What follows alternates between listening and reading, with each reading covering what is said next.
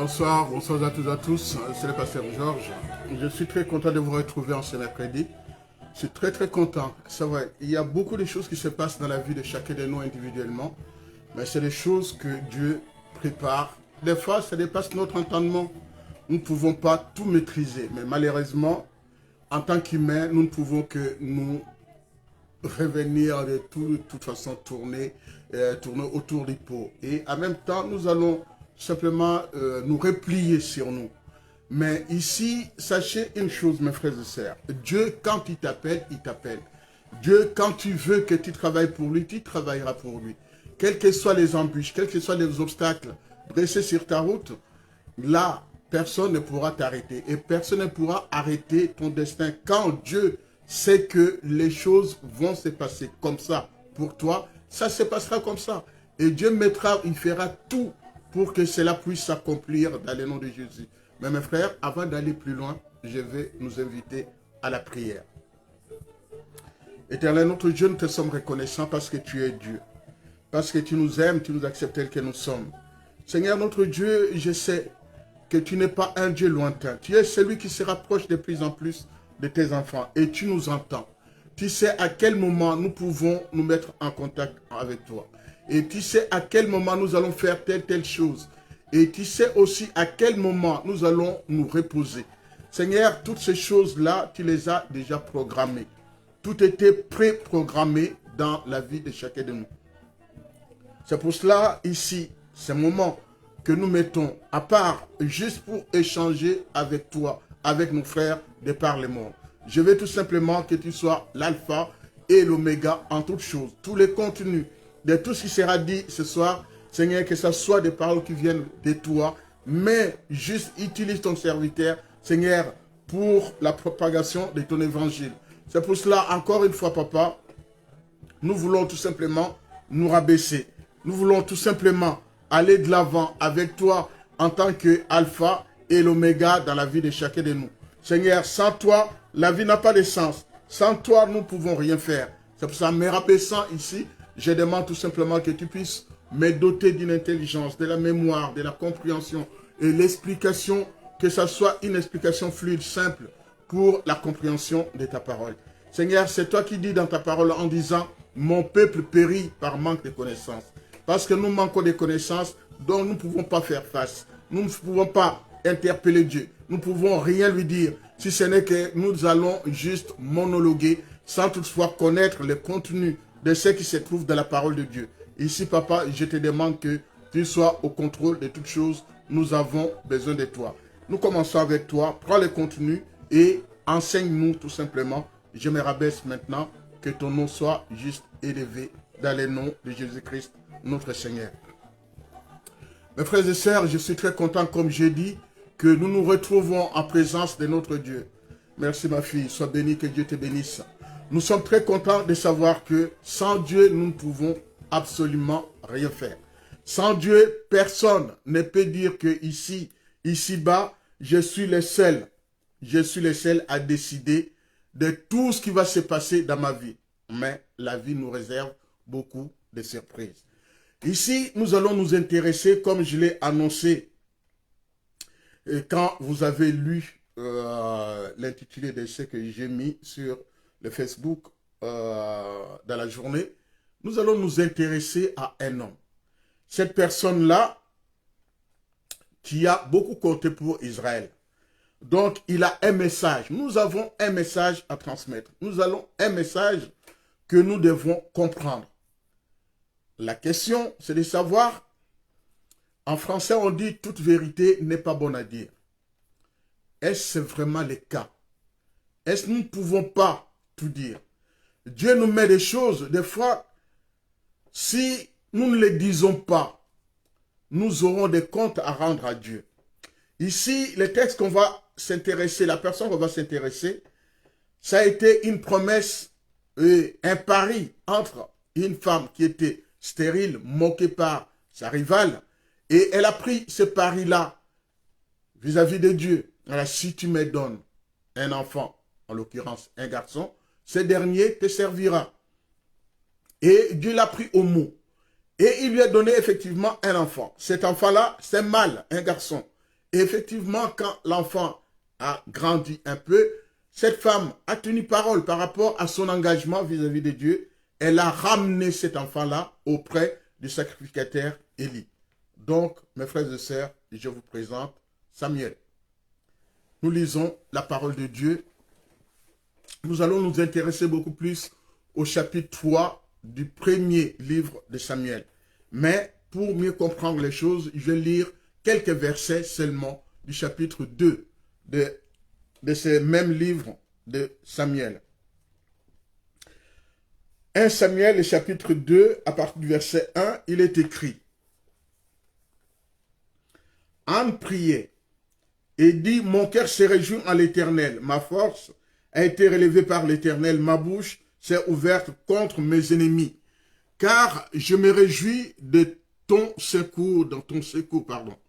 Nul n'est saint comme l'Éternel. Il n'y a point d'autre Dieu que toi. Il n'y a point de rocher comme notre Dieu. Ne parlez plus avec tant de hauteur, d'arrogance. Ne sorte plus de votre bouche. Car l'Éternel est un Dieu qui sait tout. Et par lui sont pesées toutes les actions. L'arc de puissance est brisé. Et les faibles ont la force pour ceinture. Ceux qui étaient rassasiés se louent pour du pain. Et ceux qui étaient affamés se reposent. Même la stérile enfante 7 fois. Et celle qui avait beaucoup d'enfants est flétrie. L'Éternel fait mourir et il fait vivre. Il fait descendre au séjour des morts et il fait remonter. L'Éternel appauvrit et il enrichit. Il abaisse et il élève. Voilà. Après, je vais plus loin au verset 12. Ici, il s'agit du travail des enfants du sacrificateur Élie. Les fils d'Élie étaient des hommes pervers. Ils ne connaissaient point l'Éternel. Et voici quelle était la manière d'agir de ces sacrificateurs à l'égard du peuple. Lorsque quelqu'un offrait un sacrifice, les serviteurs du sacrificateur arrivaient au moment où on faisait cuire la chair, tenant à sa main une fourchette à 3 dents. Il piquait dans la chaudière, dans le chaudron, dans la marmite ou dans le pot. Et tout ce que la fourchette amenait, les sacrificateurs les prenaient pour lui. C'est ainsi qu'ils agissaient à l'égard de tous ceux d'Israël qui venaient là à Silo. Voilà, vous avez bien compris comment les choses se passent parce que nous allons revenir là-dessus. Ici, il s'agit juste du comportement des enfants du sacrificateur Élie. Le verset 27. Un homme de Dieu vint auprès d'Élie et lui dit: Ainsi parle l'Éternel, ne me suis pas révélé à la maison de ton père. Lorsqu'ils étaient en Égypte, dans la maison de Pharaon, je l'ai choisi parmi toutes les tribus d'Israël pour être parmi toutes les tribus d'Israël, à mon service dans les sacerdoces, pour monter à mon autel, pour brûler les parfums, pour porter l'éphod devant. Pour porter l'éphod. Alors, je passe plus loin et après, je vous amène tout de suite au... Là, je rappelle juste tous les ministères. Je vous amène tout de suite à notre sujet du jour. Ici, l'enfant est né et l'enfant en question se retrouve au service de Dieu dans les temples. Ici, le chapitre 3, à partir du verset 1, on lira jusqu'au à peu près le verset 11. Le jeune Samuel était au service de l'Éternel devant Élie. La parole de l'Éternel était rare en ce temps-là. Les visions n'étant pas fréquentes en ce temps-là. Élie, qui commençait à vieillir, avoir les yeux troubles et ne pouvait plus voir, était couché. À sa place, la lampe de Dieu n'était pas encore éteinte. Et Samuel était couché dans le temple de l'Éternel où était l'arche de Dieu. Alors l'Éternel appela Samuel. Il répondit: Me voici. Il courut vers Élie et dit: Me voici, car tu m'as appelé. Élie répondit: Je ne t'ai point appelé. Retourne te coucher. Il alla se coucher. L'Éternel appela de nouveau Samuel. Et Samuel s'éleva, alla vers Élie et dit: Me voici, car tu m'as appelé. Élie répondit, je ne t'ai point appelé mon fils. Retourne te coucher. Samuel ne connaissait pas encore l'Éternel et la parole de l'Éternel ne lui avait pas encore été révélée. L'Éternel appela de nouveau Samuel pour la troisième fois et Samuel s'éleva courant vers Élie et lui dit, me voici car tu m'as appelé. Élie comprit que cette fois c'était l'Éternel qui appelait l'enfant et dit à Samuel, va, couche-toi. Si l'on t'appelle, tu diras, parle, Éternel, car ton serviteur t'écoute. Et Samuel alla se coucher à sa place. L'Éternel vint et se présenta, et il dit, il appela, comme les autres fois, Samuel, Samuel. Deux fois, il appelait cette fois-ci, Samuel, Samuel. Et Samuel répondit, parle, car ton serviteur écoute. Alors l'Éternel dit à Samuel, voici, je vais faire en Israël une chose qui étourdirait les oreilles de quiconque l'entendra. En ce temps-là, s'accomplira sur Élie. En ce jour, j'accomplirai sur Élie et tout ce que j'ai prononcé contre sa maison. Je commencerai et j'achèverai. Je lui ai déclaré que je vais punir sa maison à perpétuité, c'est-à-dire pour toujours. Et à cause du crime dont il a connaissance, c'est-à-dire Élie était connaissance et il faisait comme s'il n'y avait rien, par lesquels ses enfants se sont rendus méchants, méprisables, sans qu'il les ait réprimés. C'est pourquoi je jurai à la maison d'Élie que jamais les crimes de la maison d'Élie ne sera expié, on les pardonné, ni par des sacrifices, ni par des offrandes. Samuel resta couché jusqu'au matin, puis il ouvrit les portes de la maison de l'Éternel. Samuel craignait de raconter la vision à Élie, mais Élie appela Samuel et dit, est-ce qu'il est bon de dire la vérité? Écoutez maintenant. Élie appela Samuel et dit, Samuel mon fils. Il répondit, me voici. Et Élie dit, qu'est-ce que l'Éternel t'a adressé ce matin, ou la nuit, pardon. Ne me cache rien, que Dieu te traite dans toute sa rigueur. Si tu me caches quelque chose de tout ce qu'il t'a dit. Samuel lui raconta tout, sans rien cacher. Élie dit, c'est l'Éternel qu'il fasse ce qui lui semble bon. Samuel grandissait, l'Éternel était avec lui et ne se laissa tomber à terre aucune de ses paroles. Toute parole, depuis Dan jusqu'à Beersheba, reconnut que Samuel était établi prophète de l'Éternel. L'Éternel continuait à paraître de Silo, car l'Éternel s'est révélé à Samuel dans Silo par la parole de l'Éternel. Mes frères et sœurs, vous pouvez comprendre maintenant la grandeur et vraiment ce qui va se passer dans la vie de cet homme. Vous avez compris à la suite de la lecture qu'on vient de faire que Samuel est le fils de Elkana. Elkana avec sa maman Anne.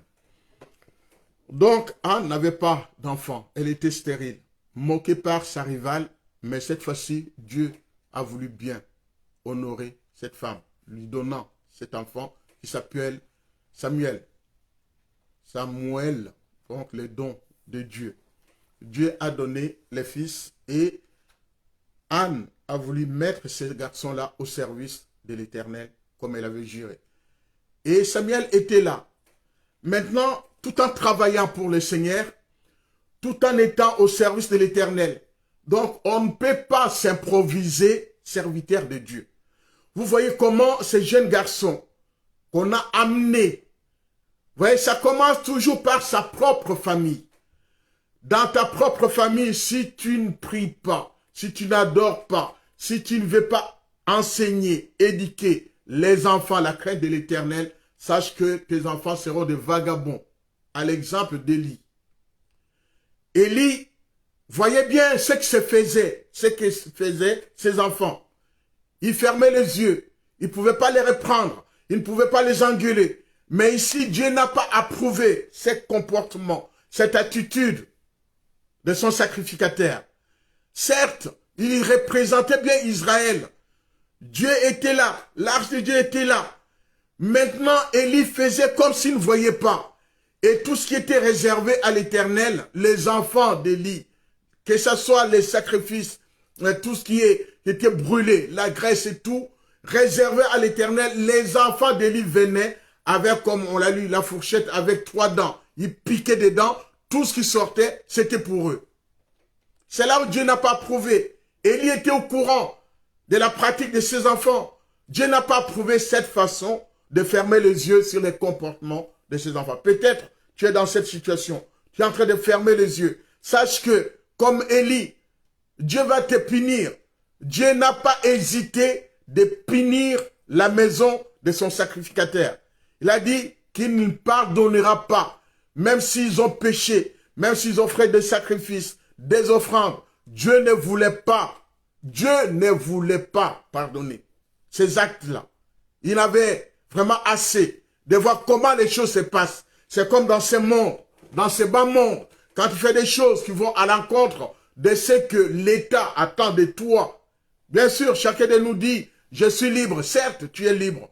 Mais ici, quand tu passes outre la loi de ce monde, de ce pays, le pays où tu te retrouves actuellement, sache que tu iras en prison. Ils vont te priver la liberté. Et à un moment donné, Élie a laissé faire. Mais Dieu lui a dit, non seulement la punition est pour tes enfants, la punition est pour toi aussi. C'est-à-dire toute la maison, Dieu va exterminer la maison de son sacrificateur. Pourtant, Élie travaillait pour le Seigneur. Élie travaillait pour le Seigneur. Dieu ne l'a pas laissé. Dieu n'a pas laissé son sacrificateur continuer dans ce sens-là. Mes frères et sœurs, vous voyez, on nous dit tout le temps que l'apparence est trompeuse. Il ne faut pas juger quelqu'un selon son apparence. C'est comme quelqu'un qui va acheter une voiture. Tu vois, l'aspect extérieur. Oh, qu'est-ce qu'elle est belle. Et ainsi de suite, tu vas vanter la voiture. Mais n'oublie pas une chose. Il y a quelque chose de plus important. Quelque chose en question, c'est qu'il faut ouvrir les capots de la voiture. Regarde le moteur. Il est encrassé par l'huile. Est-ce que le moteur est impeccable qui te permettrait de rouler avec?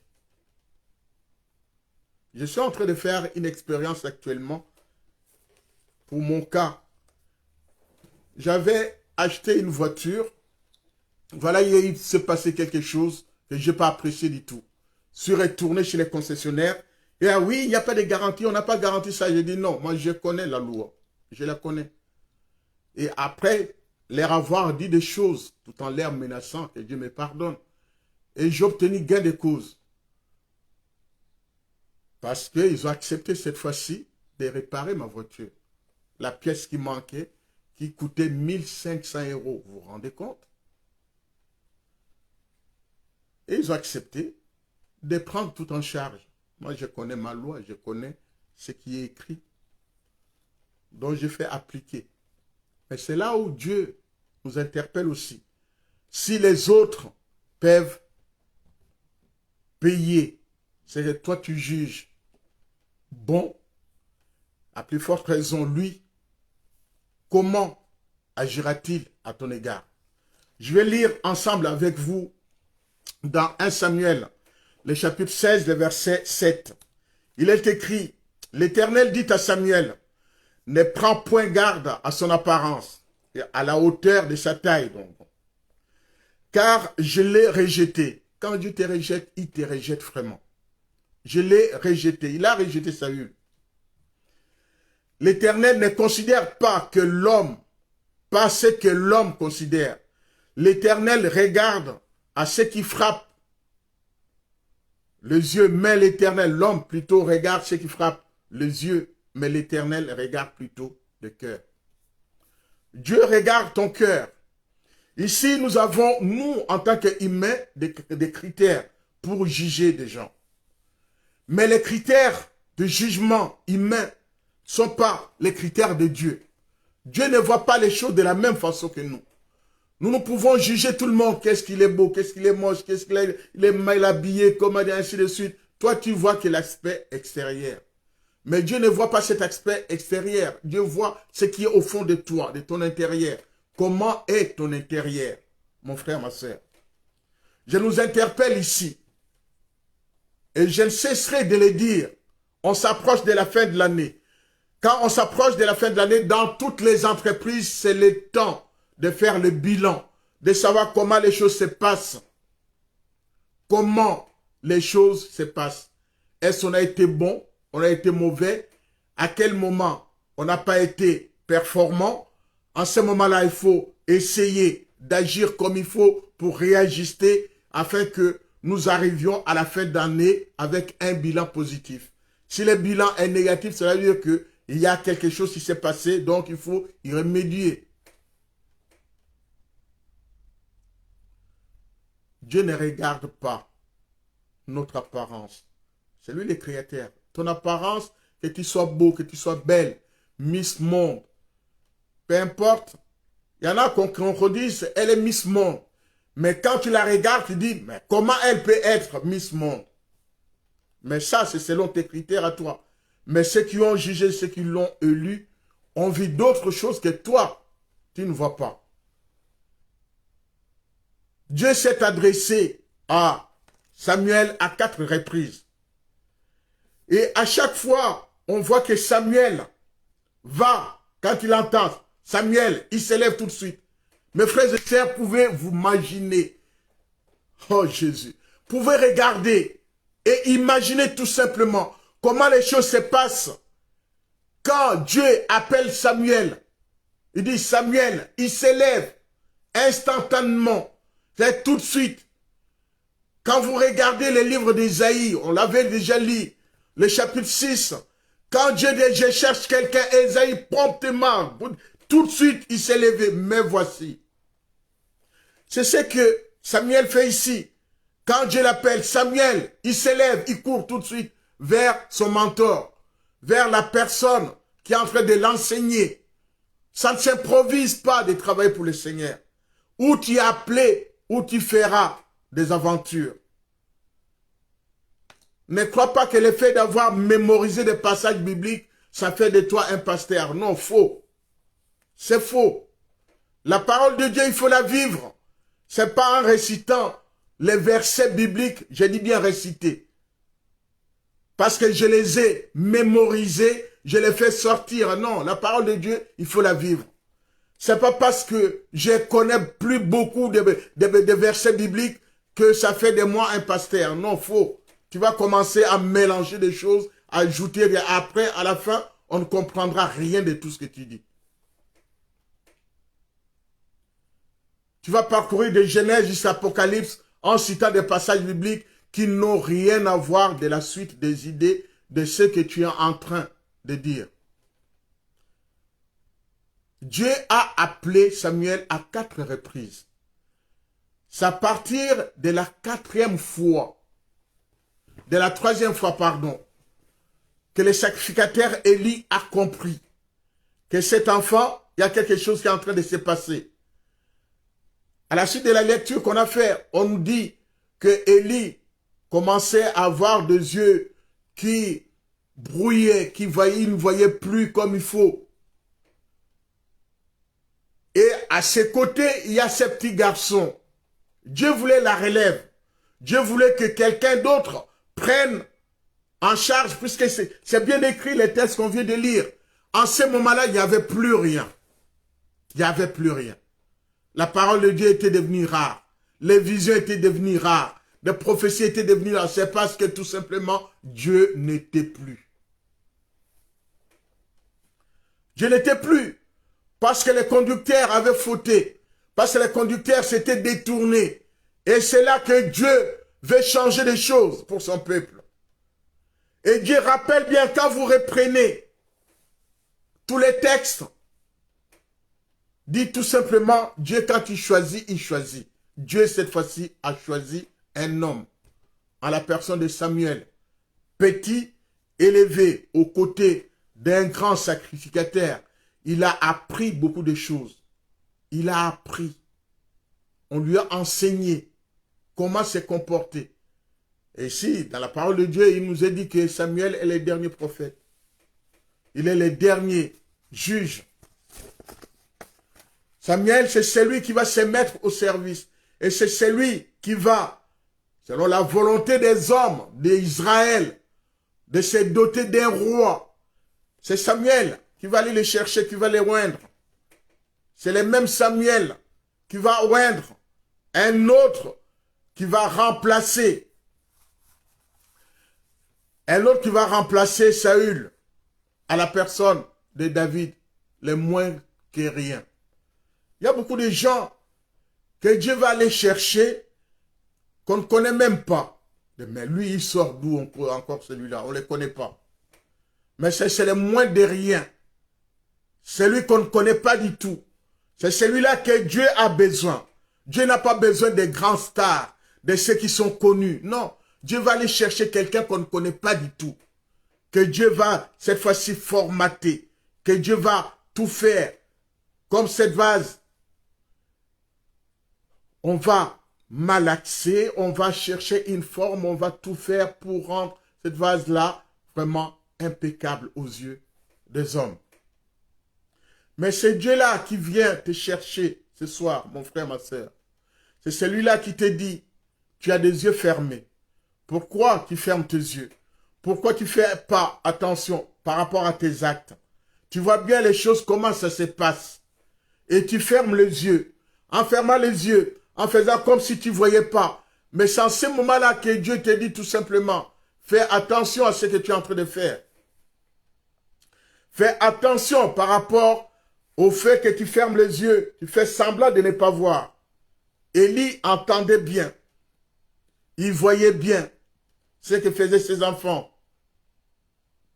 Il ne réagissait pas. Ici, tellement que les enfants ont pris le dessus sur les parents. Les enfants décident à la place des parents. Les parents n'ont plus leur place. C'est les enfants qui priment, surtout, au nom de la liberté. On a dit, non, il ne faut pas toucher. Il ne faut pas, il ne faut pas, il ne faut pas. Aujourd'hui, les parents n'ont plus leur place. Mais Dieu te dit tout simplement non. Chacun a sa place. Il y a la place du père, de la mère, il y a la place des enfants. Il faut reprendre toutes ces choses-là. Les enfants ont leur place. Les parents ont leur place. Et toi qui es enfant, laisse-moi te dire, Dieu te dit, si tu veux vivre longtemps, dans sa parole, dans sa loi, il dit, honore ton père et ta mère afin que tu vives longtemps. Il dit, ah bon, les chrétiens aussi? Oui, les chrétiens aussi. Non, il ne te fera rien, ton papa et ta maman, plus qu'ils prient. Mais c'est vis-à-vis de Dieu. Vis-à-vis de Dieu. Les choses les plus importantes, on les regrette après les avoir perdues. Quand tu les as, tu ne comprends pas la valeur, l'importance de ces choses-là. Mais quand tu les perds, c'est là où tu comprends l'importance. Élie n'avait pas compris. Ou il avait compris, mais il s'est laissé dominer par ses enfants. Mais ce n'est pas ce que Dieu attend de toi, mon frère, ma soeur. Ce n'est pas ce que Dieu veut de toi. Dieu veut que tu reprennes la place qui est la tienne dans sa vie. Dieu veut revenir habiter en toi. Anne a pris cet engagement, il a ramené cet enfant. Et cet enfant va prendre la suite du sacrificateur Élie. Nous voyons que Élie est resté longtemps, le plus longtemps possible, à travailler pour le prophète Samuel. Les dons de Dieu. Dieu t'a donné quelque chose que tout le monde n'a pas. Et tu verras que les gens vont commencer à te jalouser, t'affronter, te chercher des querelles. Parce que tu as quelque chose que tout le monde n'a pas. Cette chose-là, c'est comme la lampe qui brille. Quand la lampe brille, la différence c'est celui qui a la lampe et celui qui ne l'a pas. Celui qui a la lampe, celui qui n'a pas, fera en sorte que tu éteignes ta lampe pour que vous soyez pareil. Mais c'est là où tu dois faire aussi attention par rapport à ta lampe qui est allumée. Tu dois la protéger. Cette parabole des 5 vierges, des 10 plutôt. Les 5 qui ont utilisé rapidement. Et après, les 5 autres qui ont bien épargné, attendre quand elles ont entendu les fiancés arrivent, c'est là où elles ont allumé la lampe. Savoir garder les préceptes, les prescriptions de Dieu.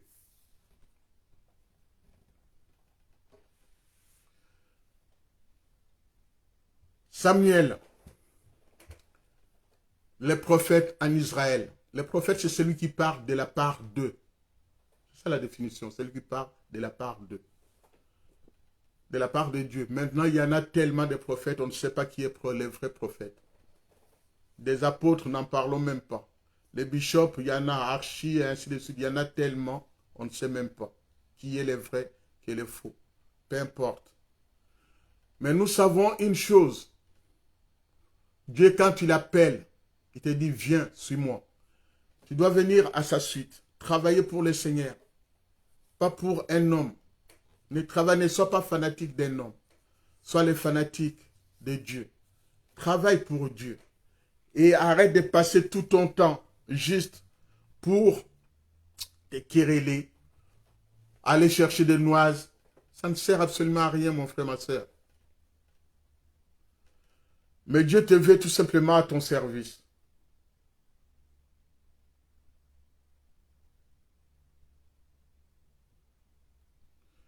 Le sacrificateur Élie, 3 fois.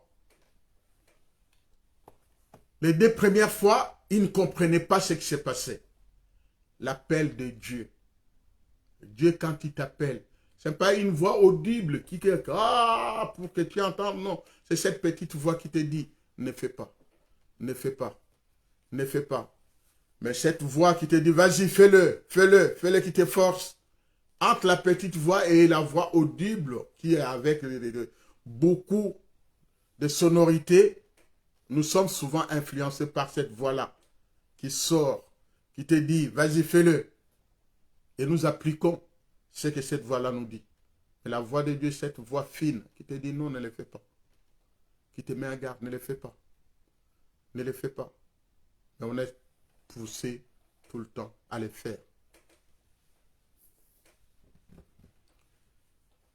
Élie, 3 fois, n'avait pas compris. C'est à la 3e fois qu'il comprend. Non, non, non, non. Il y a quelque chose qui se passe. Et après la 4e fois, il dit, vas-y, quand il va t'appeler, dis-lui, me voici. Me voici. Peux-tu dire à Dieu tout simplement, quand tu entends cette période, me voici. Je suis à ton écoute. Je vais faire ta volonté. Je suis disponible. J'ai insisté en disant, Élie avait fermé les yeux. Et en même temps, c'est Élie qui s'adresse à Samuel en lui disant, tu dois me dire la vérité. Si tu ne me dis pas la vérité, il prend Dieu à témoin. Il prend en même temps Dieu. Élie sait très bien ce qui va lui arriver. Elle dit, ne me cache rien de ce que Dieu t'a dit. Effectivement, Samuel n'a pas caché. Il lui a dit la vérité de ce qui allait se passer. Et Élie, voyez, un homme pouvait se battre encore. Mais Élie a compris, c'était la fin pour lui et toute sa maison. Dieu a tendance à effacer, à éliminer tout, à disqualifier tous ceux qui ne travaillent pas pour lui. Même si on essaie de le faire avec nos forces, malheureusement, Dieu va nous disqualifier. Si nous ne travaillons pas pour Dieu, les vrais dieux, Dieu va nous disqualifier. Nous serons disqualifiés, mes frères et sœurs. Disqualifiés et personne ne pourra travailler vraiment honnêtement pour ces dieux-là. Tu as été appelé combien de fois? Et combien de fois étais-tu disponible pour travailler? Ce n'est pas le travail rémunérateur, humain. Elle dit, je travaille, à la fin du mois, j'aurai mon salaire. Mais ton salaire à toi, il n'est pas terrestre. Ton salaire à toi est là-haut, céleste. Quand je dis plusieurs fois, continuons à faire du bien autour de nous. Ce n'est pas pour que j'attende des remerciements de quelqu'un, non. Ce n'est pas pour que j'attende quelqu'un te dire, ah, tu m'as fait du bien pour m'enorgueillir après. Non, C'est pas ça. Fais-le juste parce que tu es venu en aide, les bons samaritains. Fais-le. Aide. Ne ferme pas les yeux. Ouvre tes yeux pour voir tout autour de toi, tout autour de ton environnement. Dans le travail, à la maison, à l'église, est-ce que quelqu'un est dans les besoins? Donc, je peux apporter un plus par rapport à cette personne.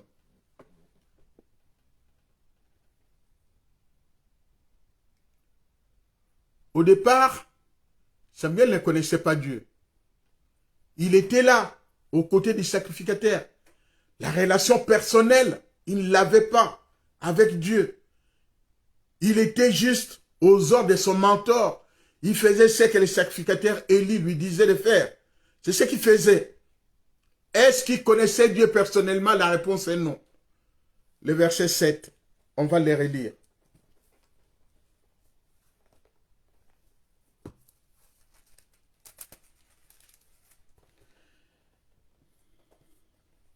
Le verset 7, il dit, Samuel ne connaissait pas encore l'Éternel, et la parole de l'Éternel ne lui avait pas encore été révélée.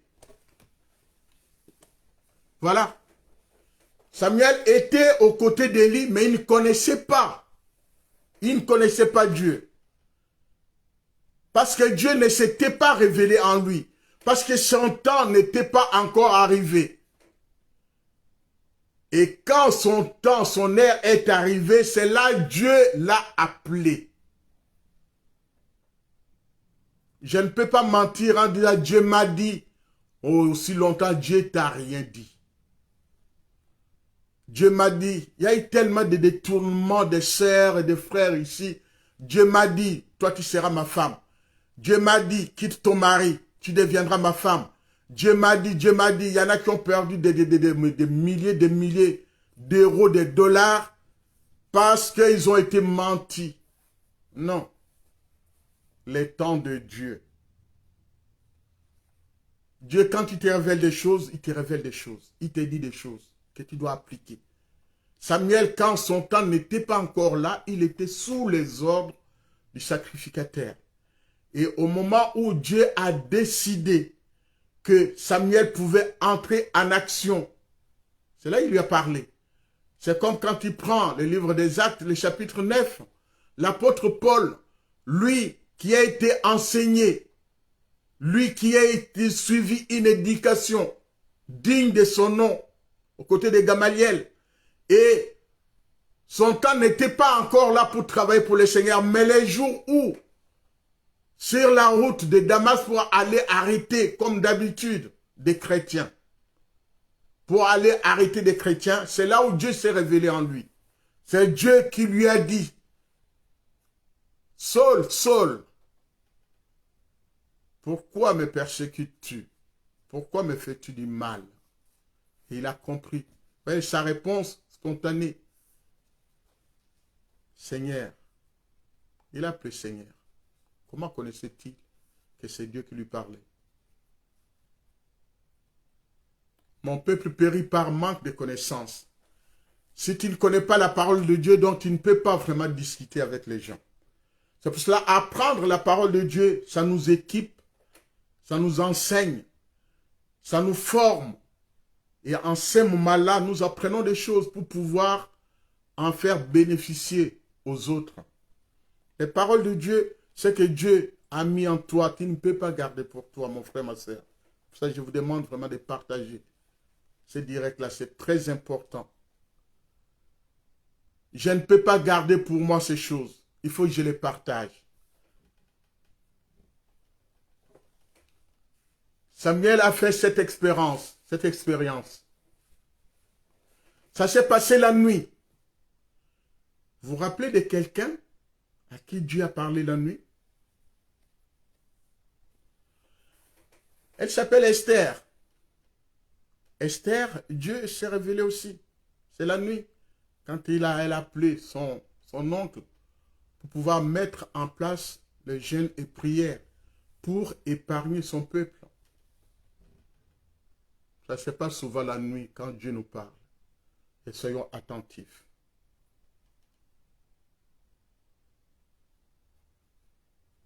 C'est comme cette nuit. Je vais vous partager ça parce que c'est plus fort que moi. Et ça vient d'être confirmé. Il y a avant les directs. Je dormais et Dieu m'a montré par rapport, vous l'avez vu, tout ce qui a été publié sur moi. Que ces personnes, Dieu me montrait les personnes venant me demander pardon. En même temps, me disant, tonton, que les personnes m'appellent tonton. Tonton, est-ce que on peut effacer ces photos-là qu'on avait publiées? On dit, sympa, c'est mon portable, vous allez supprimer. Supprimer sur vos portables, puisque c'est vous qui avez publié. Me demanda pardon. Et il y a quelques minutes, il y a eu la confirmation. Pas d'elle, de ces personnes-là, d'autres par ricochet. On passe par cette personne-là pour revenir vers moi. Je n'ai pas de problème avec vous. Je n'ai pas de problème. Que Dieu vous pardonne. Et je vous pardonne aussi. Vous aussi, c'est moi, je vous ai fait du mal. Pardonnez-moi. Travaillons tout simplement pour le Seigneur, pas pour les hommes. Nous n'avons pas besoin des hommes pour pouvoir avancer. La moisson est grande. Pour aller dans ces terrains-là, dans ces champs, nous devons être bien équipés. Pas être comme les sacrificateurs Élie, en fermant les yeux, mais ouvrez les yeux, demandez pardon. S'il faut menacer la personne, je sais que tu es en train de faire, ce n'est pas bon. Tu peux le faire. Parce que c'est Dieu qui te donne le pouvoir de le faire. S'il faut reprendre un frère ou une sœur, tu peux reprendre la personne. Si elle ne t'écoute pas, c'est son problème. Au moins toi, tu l'as fait.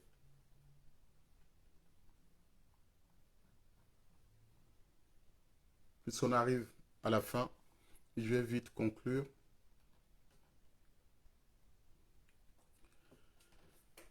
Nous avons vu que les sacrificateurs Élie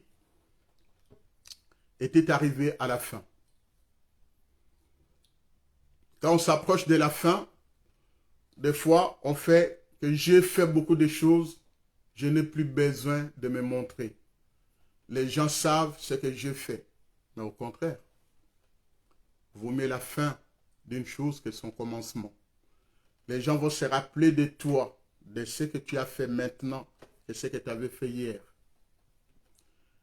Le sacrificateur Élie a laissé ses enfants agir comme il le voulait. Et lui-même, le sacrificateur Élie avait compris que Dieu ne reviendrait pas en arrière. Dieu avait décidé d'exterminer sa maison, de l'effacer, effacer les tableaux pour qu'il n'y ait plus rien.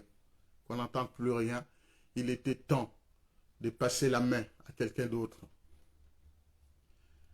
C'est ce qu'il dit, c'est l'Éternel qu'il fasse ce que bon lui semble, ou ce qui est bon à ses yeux. À la suite du message de Samuel. Samuel lui a tout dit. Est-ce que je peux tout dire? Est-ce que la vérité, je peux la dire à quelqu'un? La réponse est oui.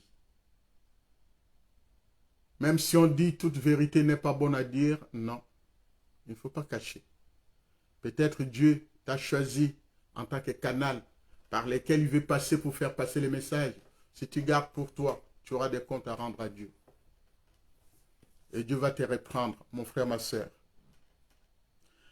Donc, que Dieu nous donne cette discipline-là, que Dieu puisse nous diriger, nous prendre en charge, que ce Dieu puisse faire en sorte que nous soyons des vrais disciples, ceux qui écoutent, ceux qui mettent en pratique. Dieu t'appelle à les servir.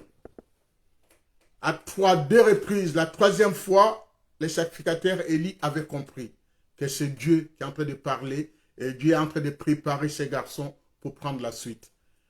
Et c'est là où il lui dit, cette fois-ci, si t'appelles, dis, parle Seigneur, ton serviteur écoute. C'est-à-dire être disponible, être à l'écoute. Parlez peu, écoutez beaucoup et mettez en pratique la parole de Dieu. Voilà mes frères et sœurs, ce qui est très important pour nous. Le diable étant comme un lion rugissant, il cherche à qui dévorer. Tu veux te faire dévorer, c'est toi. Tu veux marcher avec le Seigneur, c'est toujours toi. Mais que ce Dieu-là te vienne en aide, qu'il soit au centre de ta vie. Qu'il te bénisse, qu'il bénisse chacun de nous individuellement. Nous prions. Éternel notre Dieu, tu as été avec nous depuis le début. Et nous comptons sur toi parce que tu nous aimes.